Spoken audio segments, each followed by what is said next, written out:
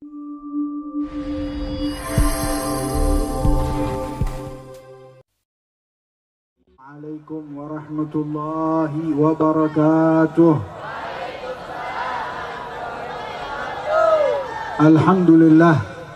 Alhamdulillahilladzi hadana bi'abdihi mukhtar man da'ana ilayhi bi'idhnihi wa qad nadana. Labbaika ya man dallana wa hadana, labbaika ya Rasulullah, labbaika ya Muhammad ibn Abdullah. Allahumma salli wa sallim ala sayyidina Muhammadin مفتاح الباب رحمة الله عدد ما في علم الله صلاة وسلاما دائمين بدوام ملك الله وعلى آله وصحبه ومن والاه ولا حول ولا قوة إلا بالله العلي العظيم.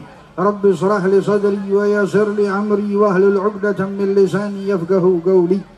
Yang sama-sama kita cintai, kita hormati, selalu kita doakan para habaib, para dzurriyyah Nabi, para pengaman-pengaman bumi yang disabdakan oleh Nabi Muhammad sallallahu alaihi wasallam wa baraka alaih, bahwa an-nujum amanu ahli sama wa ahlul baiti amanu ahli al-ard. Sesungguhnya bintang di langit menjadi pengaman mereka yang berada di langit, dan mereka keluarga Nabi Muhammad sallallahu alaihi wasallam wa baraka alaih menjadi pengaman buminya Allah subhanahu wa ta'ala. Sadaqar Rasul sallallahu alaihi wasallam. Yang sama-sama kita cintai, kita muliakan guru kita bersama dan guru Al-Fakir sahibul majlis Al-Habib Zain bin Taufik Aidid. Semoga Allah subhanahu wa ta'ala senantiasa selalu memberikan kesehatan dan panjang umur dalam keadaan sehat dan taat, dan diberikan oleh Allah kemudahan segala urusan dunia dan akhirat beliau. Dan juga para orang tua kita yang baru saja meninggalkan tempat untuk beristirahat, kita doakan semua habaib kita dipanjangkan umur oleh Allah dan disehatkan badannya oleh Allah subhanahu wa ta'ala, agar bisa selalu menjadi pengaman dan penuntun kita ke jalan Allah. Dan tidak lupa para ulama, para pewaris Nabi Muhammad sallallahu alaihi wasallam wa baraka alaih, sebagaimana sabda Nabi Muhammad, al-ulama warathatul anbiya. Merekalah para ulama. Siapakah ulama? Adalah mereka orang-orang yang takutnya tinggi kepada Allah subhanahu wa ta'ala. Merekalah para pewaris Nabi Muhammad sallallahu alaihi wasallam wa baraka alaih. Kita doakan mereka selalu diberikan kesehatan oleh Allah, panjang umur dan dalam keadaan sehat wal afiat, dan juga diberikan manfaat di dalam ilmunya untuk beliau dan kita semua yang selalu dekat dengan para ulama. Hadirin hadirat yang dirahmati oleh Allah, limpahan puji syukur kehadirat Allah subhanahu wa ta'ala, yang pada malam hari ini Allah subhanahu wa ta'ala telah mengumpulkan kita di tempat yang dirahmati, diberkahi, dan diberikan pengaman oleh Allah subhanahu wa ta'ala. Dengan hidayah dan taufiknya Allah subhanahu wa ta'ala mengumpulkan kita di sebuah tempat yang dirahmati ini. Siapa yang mengumpulkan kita? Allah. Yang memberikan kemampuan Allah. Yang mentakdirkan kita malam hari ini berkumpul adalah Allah Jalla Jalaluh wa ta'ala azamatu fil ula. Di dalam perkumpulan yang banyak sekali manfaat dan faedahnya, sebagaimana sabda Nabi Muhammad sallallahu alaihi wasallam wa baraka alaih, la yaq'udu qaumun yadhkuruna Allah illa khafat lahumul malaikah wa ghasyiyatuhumur rahman wa nazalat alaihimus sakinah wa dzakara ismahu fi man indah.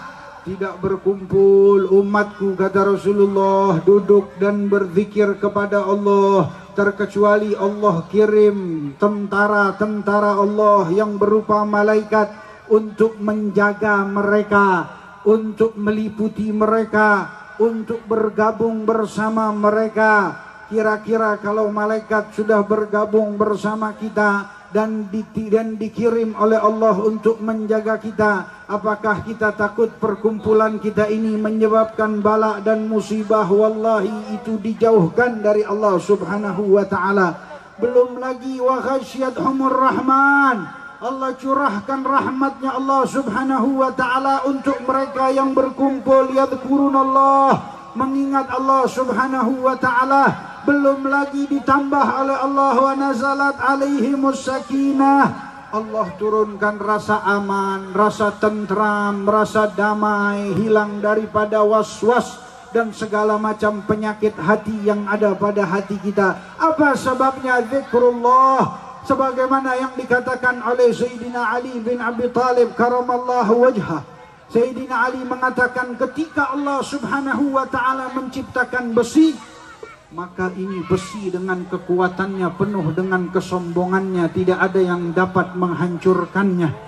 Maka ketika besi sombong dengan kekuatan yang diberikan oleh Allah, Allah subhanahu wa ta'ala menciptakan api untuk meleburnya. Maka besi yang kuat itu, kata Sayyidina Ali, dapat hancur dengan api yang diciptakan oleh Allah. Maka besi tidak lagi kuat dengan adanya api. Maka ketika api berasa sombong dengan kekuatannya yang dapat meleburkan besi, Allah subhanahu wa ta'ala menciptakan air untuk memadamkannya. Maka api sudah tidak lagi dengan kekuatannya, dengan air yang diciptakan oleh Allah. Air dengan kekuatannya, maka dia berasa sombong, dia dapat memadamkan api. Allah ciptakan awan untuk mengangkatnya dan memindahkannya air kemanapun Allah inginkan. Kita lihat ketika awan berkumpul dan mengangkat air lalu dipindahkan oleh awan tersebut. Maka awan dengan kekuatan yang begitu dahsyat, dia dapat mengangkat air yang dapat memadamkan api dan api dapat meluluhkan besi. Maka Allah subhanahu wa ta'ala menciptakan angin untuk menghancurkan awan tersebut. Awan kalau sudah kumpul, maka datang angin, maka hancurlah awan tersebut dengan angin yang diciptakan oleh Allah subhanahu wa ta'ala. Maka angin tersebut merasa hebat dan kuat karena dia dapat melebur dan dapat merusak awan, menghancurkan awan Allah subhanahu wa ta'ala. Maka ketika angin berasa hebat, apa yang diciptakan oleh Allah? Allah tancapkan bukit dan gunung untuk menghadang angin tersebut.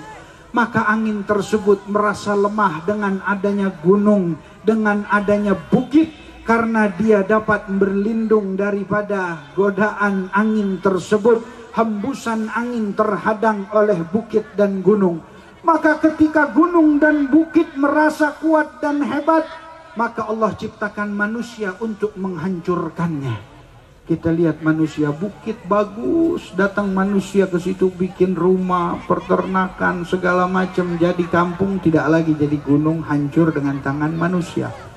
Bukit yang hebat dikeruk oleh manusia, diambil pasirnya, diambil emasnya, diambil kapurnya, hancurlah bukit tersebut karena sebab ulah manusia. Maka ketika manusia merasa hebat karena dia dapat menghancurkan semuanya yang lain yang diciptakan oleh Allah, maka Allah ciptakan ngantuk untuk manusia. Manusia kalau udah hebat mau ngapain aja, kalau datang ngantuk kira-kira kuat gak? Nggak kuat. Manusia kalahnya dengan ngantuk. Cuman sekedar ngantuk, maka kekuatan yang hebat, raja sekalipun, siapapun yang kaya, pejabat, ulama, siapapun mereka, ketika datang ngantuk, hilanglah semua kekuatannya. Maka ngantuk tersebut, kata Sayyidina Ali bin Abi Talib, dapat hilang dari diri manusia dengan Allah ciptakan keresahan di dalam diri manusia. Kalau manusia lagi resah, lagi galau, maka bisa 1-2 hari dia nggak bakal tidur, hadirin. Ya, bisa. Kalau lagi resah, lagi galau, tuh ngantuk hilang dengan resah, keresahan, kegundahan yang ada pada manusia, menghilangkan rasa ngantuk yang tadi diciptakan oleh Allah. Maka apa yang dapat meresahkan dari diri manusia? Ala bidzikrillahi tatma'inul qulub.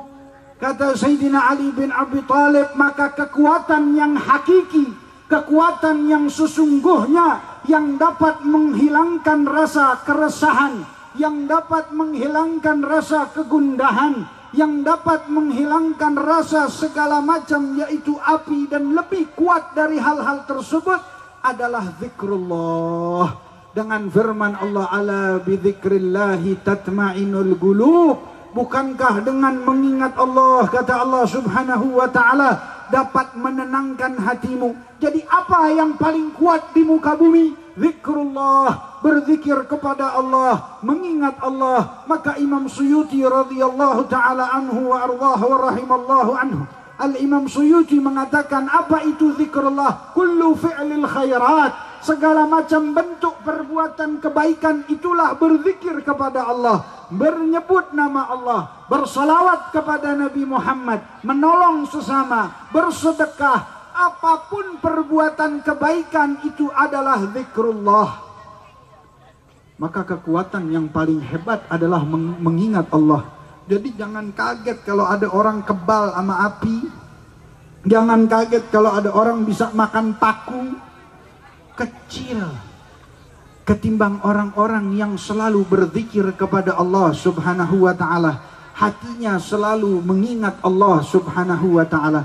Maka hadirin yang dirahmati oleh Allah, tempat yang semacam ini yang menjadikan rasa aman ada pada diri kita. Tempat yang semacam ini yang Allah janjikan perlindungan, bukan tempat yang harus dihindari, bukan tempat yang menjadikan turunnya wabah dan penyakit. Justru tempat ini yang menjadikan daerah atau kota atau keluarga kita dijauhkan dari balak dan penyakit. Maka kita doain guru kita nih Habib Zain, biar panjang umur, sehat walafiat, dimudahkan segala urusannya, biar dapat terus membimbing kita ke jalan Allah subhanahu wa ta'ala. Karena dengan bimbingan tersebut tanpa disadari banyak sekali kesulitan dan wabah yang dihilangkan oleh Allah dengan mengingat Allah atas bimbingan beliau. Hadirin yang dirahmati oleh Allah, disabdakan oleh Allah, difirmankan oleh Allah subhanahu wa ta'ala. Allah berfirman, wa ma kana Allahu liyu'adzibahum wa anta fihim, bahwa Allah subhanahu wa ta'ala tidak akan mengadab mereka selagi engkau berada bersama mereka. Siapa yang ada bersama mereka? Yaitu Nabi Muhammad sallallahu alaihi wasallam wa baraka alihi wa ala alihi. Maka Imam Subki mengatakan, bagaimana cara menghidupkan Nabi Muhammad? Bagaimana cara untuk menghidupkan Rasulullah di tengah-tengah kita sehingga Allah tidak mengadab kita? Wa ma kana Allah liyu'adzibahum wa anta fihim. Sedangkan Rasulullah sudah meninggal 1400 tahun yang lalu, kata Imam Subki. Cara untuk menghidupkan Nabi Muhammad sehingga azab siksa Allah tidak turun kepada kita, maka hidupkan sunnah Nabi Muhammad sallallahu alaihi wasallam wa baraka alaih. Maka Imam Subki mengatakan, Muhammad huwa miftahul aman. Muhammad adalah kunci daripada rasa aman hidup di dunia. Mau aman mata kita, maka gunakan sesuai apa yang diinginkan Rasulullah. Mau aman lisan kita, jaga dari segala sesuatu yang tidak disukai oleh Nabi. Mau aman kaki kita, langkahkan kepada arah sunnah-sunnah Nabi. Mau aman seluruh jasad kita, maka dekatkan kepada sunnah Nabi Muhammad sallallahu alaihi wasallam wa baraka alihi wa ala alihi. Maka dialah Nabi Muhammad yang pada malam hari ini dengan sebabnya kita berkumpul, dikatakan oleh Imam Subki huwa miftahul aman. Dia kunci pengaman bagi umat manusia. Bagaimana tidak? Rasulullah diutus untuk rahmat bagi alam semesta. Ketika kita berbicara tentang Isra dan Mi'raj, maka sungguh panjang lebar, tidak akan ada waktu yang cukup menceritakan tentang bagaimana kejadian Isra dan Mi'rajnya Nabi Muhammad sallallahu wasallam wa baraka alaih.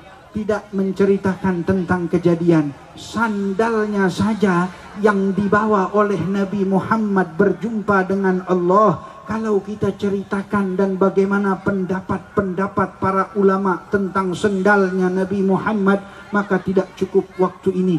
Karena sendal itu yang menaungi seluruh umat manusia. Sendal itulah yang lebih atas posisi dan kedudukannya dari siapapun mereka yang berada di bumi Allah. Na'lu bidzikrihi nu'la alaih. Sendal yang ketika kita menyebutnya derajat kita ditinggikan oleh Allah subhanahu wa ta'ala. Sendal yang ketika kita mengingatnya maka iman kita bertambah kepada Allah subhanahu wa ta'ala.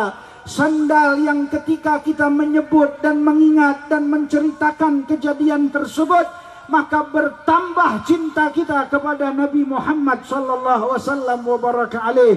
An-na'lu bi dzikrihi nu'la alaih. Sendal yang ketika kita sebut, maka iman dan cinta kita bertambah kepada Allah. Baru sandalnya nih hadirin, baru sandalnya Nabi Muhammad sallallahu alaihi wasallam wa baraka alaih, dan ribuan kejadian yang ada saat itu hadirin yang dirahmati oleh Allah.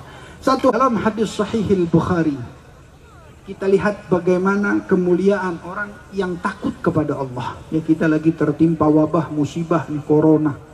Orang dibuat ketakutan, kata Habib Zain, dengan corona sampai meninggalkan yang fardu dan hal-hal yang lainnya dengan sebab ketakutan kepada makhluk Allah yang kecil. Allah ciptakan kecil, sebagaimana Raja Namrud yang kuat mati dengan lalat.